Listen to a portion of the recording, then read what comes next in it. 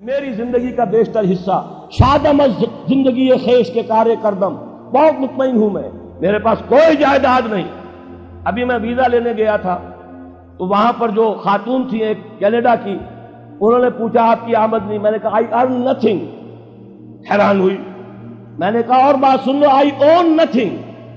میری کوئی جائیداد نہیں، میری کوئی آمد نہیں۔ مرکزی انجمن خدام القرآن ہے، اس کے ایک کوارٹر میں میں رہتا ہوں،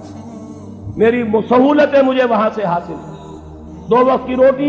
یہ میرے بچے ہیں جو کنٹریبیوٹ کر دیتے، اسے میں کھا رہا ہوں، اس لیے کہ میرا ایک مکان تھا وہ میں نے بیچ کر ان کے لیے چھوٹے چھوٹے 3 کمرے کے 4 کوارٹر بنا دیے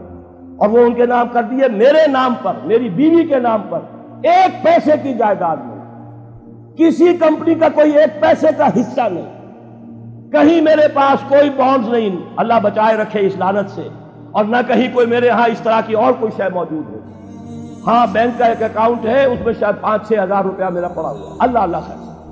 تو یہ اچھی طریقے سے جان لیجئے، میں نے زندگی لگائی ہے اسی کام کے لیے لگائی ہے، مجھے کوئی احساس محرومی نہیں ہے،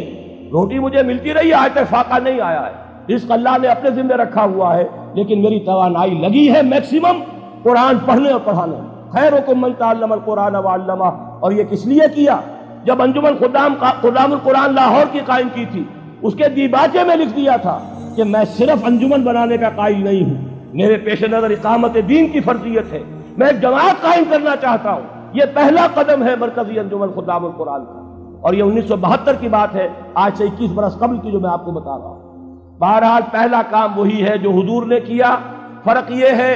وہ کافر تھے، انہیں قرآن کے ذریعے سے ایمان کی طرف دعوت دی گئی، ہم مسلمان ہیں، ہمیں قرآن کے ذریعے سے تجدید ایمان کی دعوت دینی ہے، مرحلہ ایک ہی ہے، اس میں کوئی فرق نہیں۔ میں امید کرتا ہوں آپ نے ڈاکٹر صاحب کا یہ کلپ سماعت فرما لیا ہوگا، اور ایمان میں بھی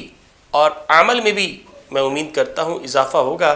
اور میرے لیے خصوصی دعاؤں کی درخواست اپنے میزبان سید رفیق بخاری کو اجازت دیجیے۔ السلام علیکم ورحمۃ اللہ وبرکاتہ۔